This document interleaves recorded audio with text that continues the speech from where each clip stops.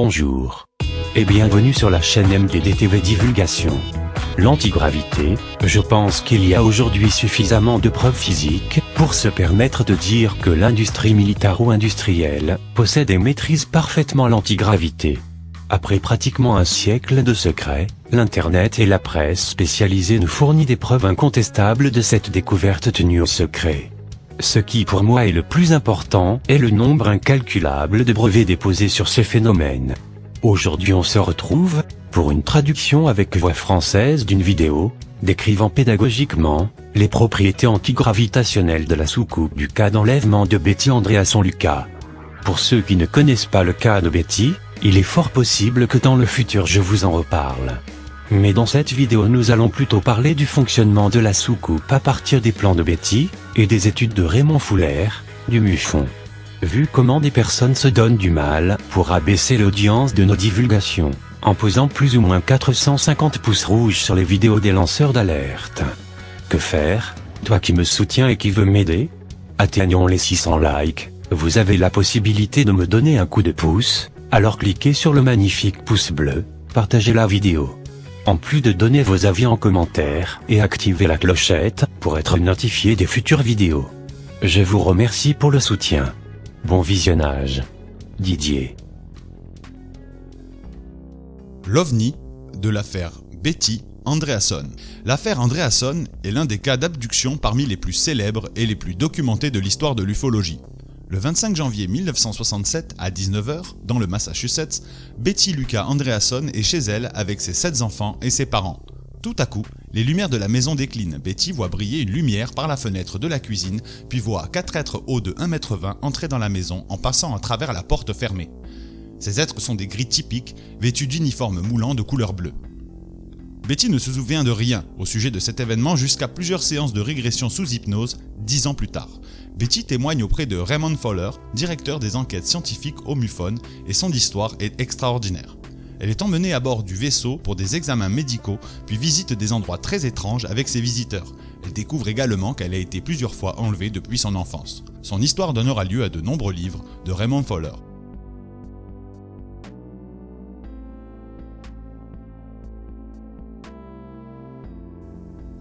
Betty accompagne son témoignage de dessins et d'informations techniques détaillées, ce qui va permettre à Paul Potter, docteur en physique, d'étudier le fonctionnement de l'OVNI, avec la collaboration directe de Betty. Paul Potter publie ses travaux en 2008, puis en 2016.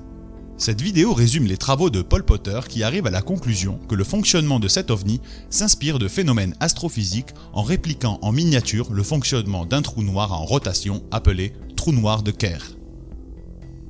L'OVNI est une soucoupe classique, la partie habitable et la partie supérieure. La moitié inférieure servant au système électromagnétique de propulsion antigravitationnelle.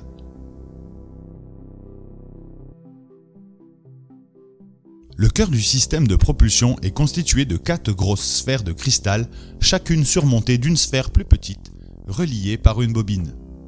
Toutes les sphères ont un mouvement de rotation propre qui s'ajoute à la rotation de l'ensemble. 4 disques, appelés télémètres, roulent sur un guide de la paroi interne.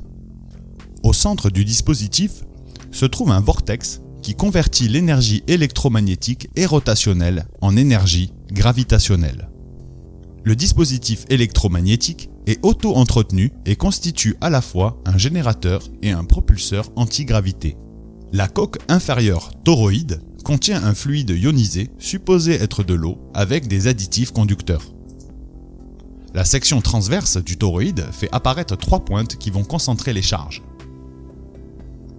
Le vortex crée un champ gravitationnel radial qui attire les ions positifs plus lourds et annihile la gravité terrestre. Les ions négatifs sont concentrés en haut de la coque et séparés des ions positifs par une zone centrale neutre. La coque est isolante et sa face supérieure se charge positivement. De l'air entre dans la coque et s'ionise positivement au contact de la surface chargée qui lui arrache des électrons. Le fluide est en rotation dans le toroïde et 2 courants de charge apparaissent, créant leur propre champ magnétique.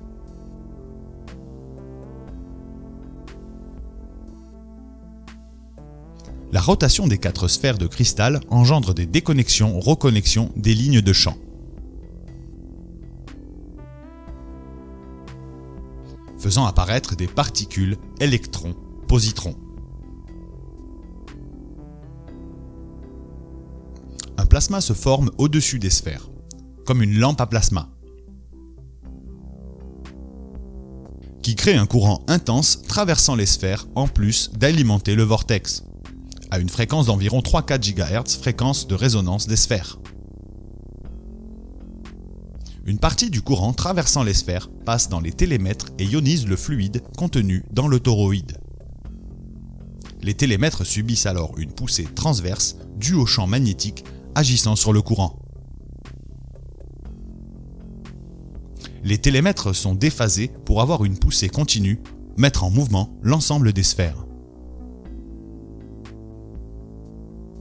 L'anneau vert contient un fluide ferromagnétique activé électriquement pour réguler le champ traversant les télémètres. L'intensité de la force sur les télémètres et donc la vitesse de rotation de l'ensemble est ainsi régulée. En fonctionnement nominal, de la lumière intense apparaît au-dessus et dans les sphères. Les sphères sont constituées d'un cristal de carbone 60 à effet piézoélectrique.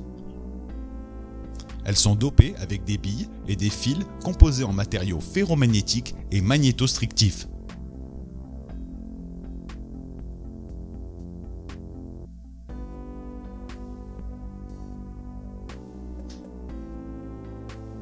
Sous l'effet d'un champ magnétique à haute fréquence, les composés magnétostrictifs, nickel, fer, cobalt, changent de taille, ce qui crée des tensions dans la sphère de cristal.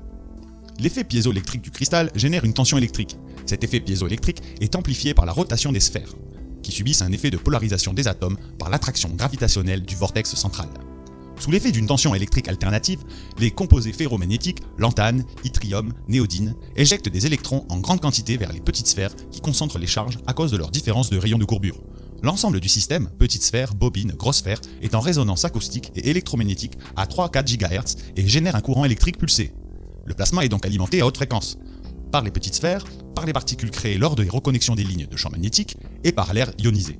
En janvier 1986, à Danilgorsk, en Russie, un ovni s'est posé sur une colline suite à un incident technique. Des restes retrouvés sur place montrent un cristal carbonisé et un enchevêtrement de billes métalliques et de fils extrêmement fins composés de métaux lourds et de matériaux ferromagnétiques et magnétostrictifs.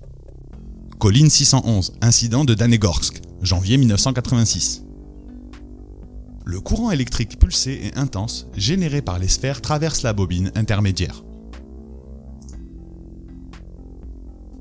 La bobine génère un champ magnétique qui interfère avec le champ magnétique généré par le toroïde, donnant un champ magnétique pulsé à la même fréquence.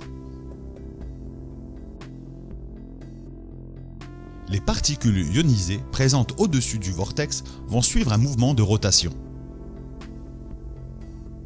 dans le sens horaire pour que les particules positives en jaune et anti-horaire pour les électrons en rouge. Les particules positives en jaune sont absorbées en collisionnant à contresens dans le vortex. Les électrons en rouge sont piégés dans un anneau de stockage périphérique,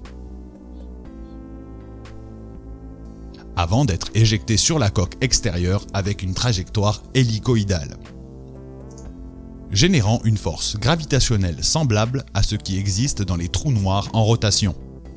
De même, mais dans l'autre sens pour les particules positives éjectées du vortex en plus de l'annulation de la gravité terrestre. Au final, ça donne quelque chose comme ça.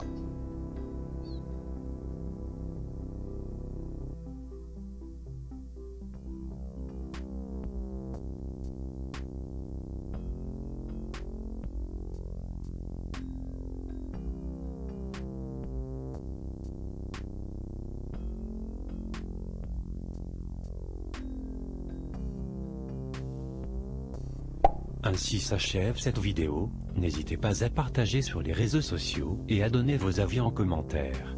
Vous avez mon Facebook et mon Twitter en description, et abonnez-vous si c'est pas encore fait. Merci d'avoir visionné jusqu'à la fin. À bientôt. Didier.